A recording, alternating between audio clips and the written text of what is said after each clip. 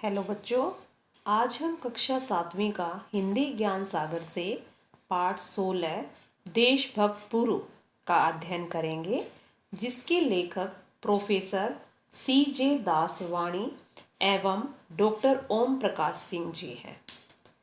देशभक्त पुरु नामक पाठ एक नाटक है जिसमें देशभक्त पुरु के साहस और स्वाभिमान का वर्णन है, जिसका सिकंदर भी कायल हो जाता है।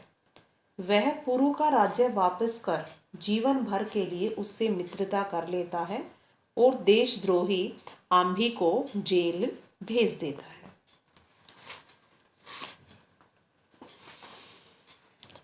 तो आइए सबसे पहले हम पात्र परिचय पर नज़र डालते हैं। इसके जो पात्र हैं वो पुरु, आम्भी, सैनिक, सिपाही, महामंत्री, सेवक, दूत, सिकंदर, सेल्यूकस आदि है। पहला दृश्य राजा पुरु का दरबार। राजा पुरु का दरबार लगा है। मंत्री, सेनापति और दरबारी सभी लोग चिंतित बैठे हैं। चिंतित क्या होता है? चिंता में डूबे हुए हैं। एक सैनिक का प्रवेश, यानी कि एक सैनिक आता है दरबार में। पुरु सैनिक की ओर देखकर, कहो सैनिक, क्या समाचार है?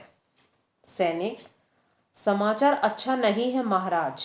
यूनानी सेना सिंधु पार कर चुकी है। वह तेजी से हमारी ओर बढ़ रही है। महाराज, यह भी समाचार है कि तक्षशिला के राजा आम्भी सिकंदर से मिल गए हैं।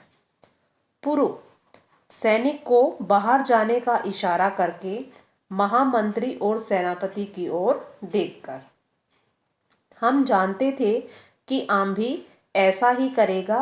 वह देशद्रोही है। देशद्रोही क्या होता है? देश के साथ गद्दारी करने वाला व्यक्ति। हमें सिकंदर के साथ उसे भी सबक सिखाना पड़ेगा। सबक सिखाना, यहाँ मुहावरे का प्रयोग किया गया है, जिसका अर्थ होता है दंड देना या फिर पाठ पढ़ाना। सेनापति, युद्ध की तैयारी करो। महामंत्री, आसपास के और मित्र राजाओं को युद्ध का निमंत्रण भेजो। निमंत्रण यानी कि न्योता उनको भेजो। महामंत्री, जो आज्ञा महाराज। पुरु, एक और बात, उनसे कहना कि अब आपस में लड़ने का समय नहीं है। वे पिछली बातें भूल जाएं। सिकंदर कई देशों को जीत चुका है। हमें मिलकर उसे हराना होगा। यानी कि उसने आपसी राजाओं के लिए यह संदेश भेजा कि महामंत्री, तुम जाओ और उनको संदेश दो कि ये समय अब आपस में लड़ने का नहीं है, बल्कि एक साथ सिकंदर का सामना करने का है। उस पर आक्रमण करने के लिए हम सबको मिलकर एक साथ उनसे लड़ना होगा। हमें मिलकर उसे हराना होगा, भले ही वह पूरी दुनिया जीत ले, जब तक हम हैं भारत को नहीं जीत सकता। एक सेवक का प्रवेश। सेवक, महाराज की जय हो। सिकंदर का दूत आया है। दूत क्या होता है? संदेशवाहक, जो संदेश लाता है, उस व्यक्ति को दूत कहा जाता है। पुरु, उसे अंदर ले आओ। दूत का प्रवेश, यानी कि दूत जो है वो दरबार में प्रवेश करता है। वह झुककर राजा पुरु को सलाम करता है। पुरु, कहो दूत, हमारे लिए तुम्हारे सम्राट ने, सम्राट यानी कि राजा ने क्या संदेश भेजा है? दूत, महाराज, सम्राट ने कहा है कि वे दुनिया जीतने के लिए यूनान से निकले हैं। वे निर्दोष, निर्दोष यानी कि बेकसूर जनता का खून नहीं बहाना चाहते। उनकी इच्छा है कि आप भी आम्भी की तरह उनसे सुलह कर ले। सुलह यानी कि समझौता कर ले। इस तरह लड़ाई भी नहीं होगी और आपकी गद्दी भी बच जाएगी। यानी कि उसने कहा कि आप बिना आक्रमण किए ही हार मान ले और अपना राज्य जो है वो सिकंदर को सौंप दे। पुरु, और यदि हम उनकी बात न माने? दूत, तो सम्राट ने लड़ाई के लिए तैयार रहने को कहा है। महाराज, वे सिर्फ जीतना चाहते हैं। पुरु, दूत, अपने सम्राट से कहना कि हम उसे हराना सिखा देंगे। अब लड़ाई के मैदान में ही हम उसका स्वागत करेंगे। दूसरा दृश्य सिकंदर का शिविर, यानी कि जहाँ राजा सिकंदर जो है वो रुके हुए हैं। सिकंदर बैठा हुआ है, पास में ही आम्बी और सेलूकस भी बैठे हुए हैं। दूत का प्रवेश। दूत झुककर सलाम करते हुए, सम्राट की जय हो। सिकंदर, आओ दूत, तुम्हारा हमारा संदेश पुरु तक पहुंचा, यानी कि हमने जो आपको संदेश दिया था वो अपने महाराजा पुरु तक वह संदेश पहुंचा दिया या नहीं। दूत, पहुंच गया सम्राट। सिकंदर, हम जवाब सुनना चाहते हैं, यानी कि राजा पुरु ने क्या जवाब दिया वह हम सुनना चाहते हैं। दूत, सम्राट, पुरु लड़ाई के मैदान में हमारा स्वागत करेंगे। सिकंदर, क्या वे नहीं जानते कि हमारी सेना कितनी बड़ी है?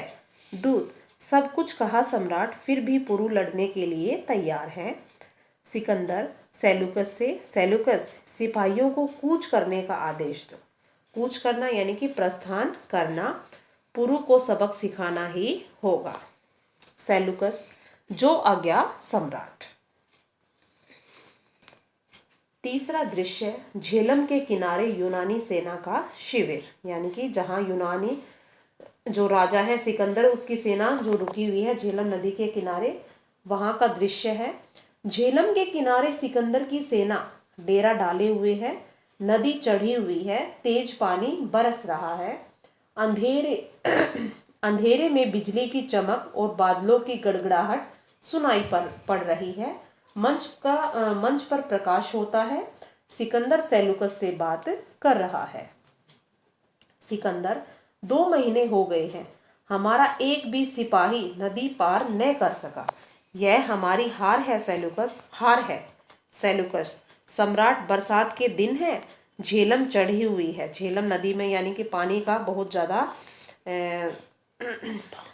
बहाव हो रहा है। हमारे सैनिक घबराए हुए हैं। पुरु के साथ हाथियों की बड़ी फौज है। हमारे सैनिक हाथियों का मुकाबला करने में डर रहे हैं। सिकंदर उत्तेजित होकर यानी कि गुस्से में लाल होकर, सिकंदर के जीते जी उसके जवानों में कैसा डर, डरने से अच्छा है कि हम सब झेलम में डूब मरे। यानी कि सिकंदर ने कहा कि वह हारना नहीं जानता, हारने से अच्छा है कि वह इस झेलम नदी में ही अपनी जान गंवा दे। एक सिपाही का प्रवेश। सिपाही सलाम करते हुए, महाराज की जय हो, राजा आम्भी आपसे मिलना चाहते हैं। सिकंदर, उन्हें आदर के साथ ले आओ। सिपाही जाता है। थोड़ी देर में आम्भी का प्रवेश। आम्भी, प्रणाम सम्राट। सिकंदर, आइए राजा आम्भी, हम आपका ही इंतजार कर रहे थे। हमारे जवान पुरु के हाथियों से घबराए हुए हैं, लगता है लड़ाई का विचार छोड़ना होगा। आम्भी, आप ऐसा न सोचिए सम्राट, यह वर्षा हमारे लिए वरदान है। दलदल और गीली जमीन में हाथियों के पैर नहीं टिकते। कल का दिन आपकी विजय का दिन होगा। आप केवल सेना को कूच करने का आदेश दें, यानी कि प्रस्थान करने का आदेश दें। सिकंदर, आदेश देने से क्या होगा? सेना झेलम कैसे पार करेगी? आम्भी, सम्राट, यह मेरे ऊपर छोड़ दें। यहाँ से थोड़ी दूर पर नदी के बीच में एक टापू है। टापू क्या होता है? जमीन का वह भाग जो चारों ओर से जल से घिरा हो, उसको हम टापू बुलाते हैं।